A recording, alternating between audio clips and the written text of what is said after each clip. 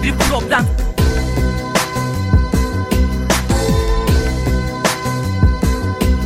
Yeah, yeah.